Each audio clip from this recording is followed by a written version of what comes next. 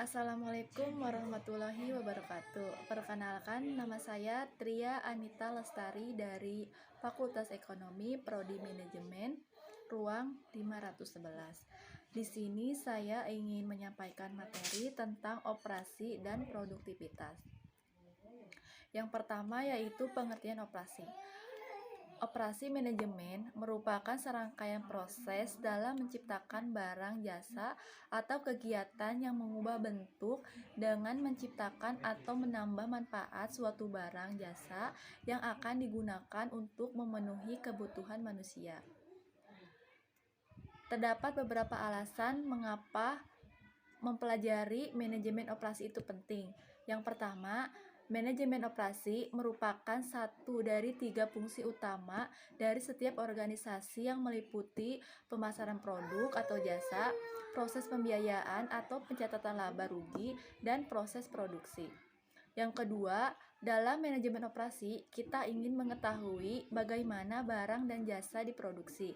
Dan yang ketiga, dengan mempelajari manajemen operasi, kita belajar untuk memahami apa yang dikerjakan oleh manajer operasi. Dan yang keempat, selain itu, dengan mempelajari manajemen operasi, kita dapat mengetahui bagian mana yang paling banyak menghabiskan biaya dalam sebuah organisasi. Di sini ada warisan manajemen operasi. Menurut Eli, dikenal sebagai orang yang pertama mempopulerkan komponen yang dapat dibongkar pasang yang diperoleh melalui standarisasi dan pengendalian kualitas. Menurut Frederick W. Taylor, yang dikenal sebagai Bapak Ilmu Manajemen, menyumbangkan ilmu seleksi pekerja, perencanaan, dan penjadwalan, studi gerak, serta ergonomi yang saat ini sangat populer. Bisa dilihat sendiri di sini ada sejarah perkembangan manajemen operasi. Lanjut, menurut Frederick W. Taylor, seorang manajer harus bertanggung jawab dalam 1. Menempatkan pekerja yang tepat dalam tempat yang tepat. Yang kedua, menyediakan pelatihan yang memadai. Yang ketiga, menyediakan metode kerja dan alat bantu yang sesuai. Dan yang keempat, menerapkan sistem imbalan untuk penyesuaian pekerjaan. Lanjut ke pengertian produktivitas. Produktivitas, menurut Blockler-Chandlin, produktivitas adalah hubungan antara beberapa output yang dihasilkan dan berapa input yang dibutuhkan untuk memproduksi output tersebut. Input di sini umumnya berupa tenaga kerja, modal, dan manajemen yang berintegritas. Sedangkan output di sini umumnya berupa barang dan jasa. Unsur-unsur yang terdapat dalam produktivitas ada 3: efisiensi, efektivitas, dan kualitas. Produktivitas dapat dikatakan meningkat apabila yang pertama, produktivitas naik apabila input turun, output tetap. Dan yang kedua, produktivitas naik apabila input turun, output naik. Dan yang ketiga, produktivitas naik apabila input tetap tetapi output naik. Dan yang keempat, produktivitas naik apabila input naik tetapi output naik, tetapi jumlah kenaikan output lebih besar daripada kenaikan input. Dan yang kelima, produktivitas naik apabila input turun, output turun, tetapi jumlah penurunan input lebih kecil daripada turunnya output. Produktivitas dan sektor jasa. Produktivitas di sektor jasa terbukti sulit ditingkatkan karena pekerjaan di sektor jasa. 1. Biasanya padat karya, contohnya konseling, mengajar. Dan yang kedua, biasanya diproses menurut keinginan individu yang unik, contohnya konsultasi investasi. Dan yang ketiga, biasanya merupakan pekerjaan intelektual yang dilakukan oleh seorang profesional, contohnya diagnosis kesehatan. Dan yang keempat, biasanya sulit dimekanisasi dan diotomatisasi, contohnya itu potong rambut. Faktor-faktor yang digunakan dalam pengukuran produktivitas. Yang pertama, kuantitas kerja merupakan hasil yang dicapai oleh karyawan dalam jumlah tertentu dengan perbandingan standar ada atau ditetapkan oleh perusahaan. Dan yang kedua, kualitas kerja adalah merupakan suatu standar hasil yang berkaitan dengan mutu dari suatu produk yang dihasilkan oleh karyawan. Dalam hal ini merupakan suatu kemampuan karyawan dalam menyelesaikan pekerjaan serta teknis dengan perbandingan standar yang ditetapkan oleh perusahaan.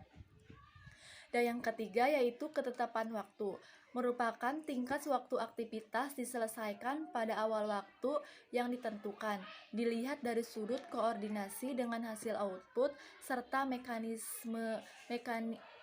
memaksimalkan waktu yang tersedia untuk aktivitas lain. Dan yang keempat yaitu rumus produktivitas. Di sini ada contoh rumus menurut Blocker et al. Menjelaskan bahwa ukuran produktivitas bisa dilihat dengan dua cara, yaitu produktivitas operasional dan produktivitas finansial. Di sini ada contohnya ya. Rumus produktivitas yaitu produktivitas sama dengan efektivitas menghasilkan output dibagi efisiensi menghasilkan input. Contoh-contoh produktivitas parsial. Di sini ada yang pertama, hasil bahan baku langsung. Contohnya itu output atau input bahan baku. Dan yang kedua yaitu produktivitas tenaga kerja seperti output per jam tenaga kerja atau output per pekerja. Dan yang ketiga, produktivitas proses atau aktivitas seperti output per jam mesin atau output per kilowatt. Karena yang diukur hanya produktivitas satu input, maka ukuran tersebut dinamakan ukuran produktivitas parsial. Pembilangnya adalah output, yaitu jumlah unit yang diproduksi seperti jam tenaga kerja langsung atau sumber daya input tertentu. Di sini ada contoh soal. Sebuah perusahaan menghasilkan 1000 unit pensil dan jam kerja yang digunakan untuk memproduksi pensil tersebut adalah 150 jam. Berapa besar produktivitas perusahaan tersebut? Berarti rumusnya yaitu produktivitas sama dengan output dibagi input. Outputnya yaitu 1000 unit, sedangkan inputnya yaitu 180 jam. Berarti 1000 unit dibagi 150 jam. Hasilnya yaitu 6,67 unit per jam. Berarti dibulatkan menjadi 6 unit per jam. Sumber-sumber produktivitas menurut H. Hadari Namawi dan H. M. Martini Hadari adalah sebagai berikut. Yang pertama, penggunaan pikiran. Yang kedua, penggunaan tenaga jasmani.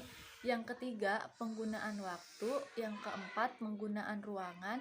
Dan yang kelima, penggunaan material atau bahan. Faktor yang mempengaruhi produktivitas kerja karyawan perusahaan.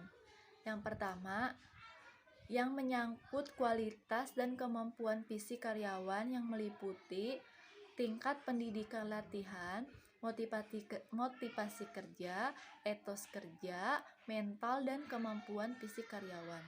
Dan yang kedua, sarana pendukung meliputi yang A.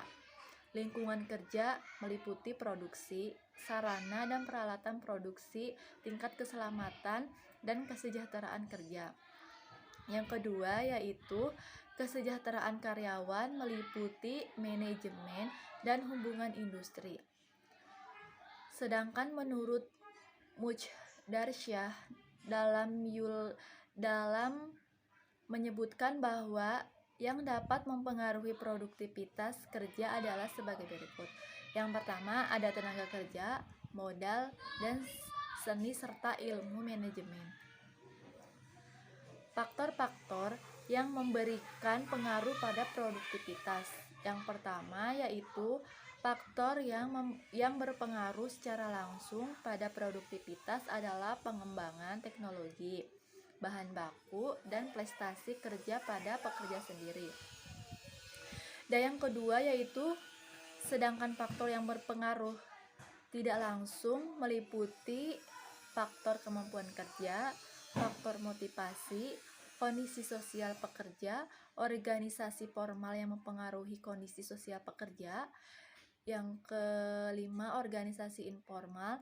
Yang keenam, kebutuhan individu pekerja. Dan yang ketujuh, yaitu kondisi fisik pekerja yang berpengaruh pada motivasi kerjanya.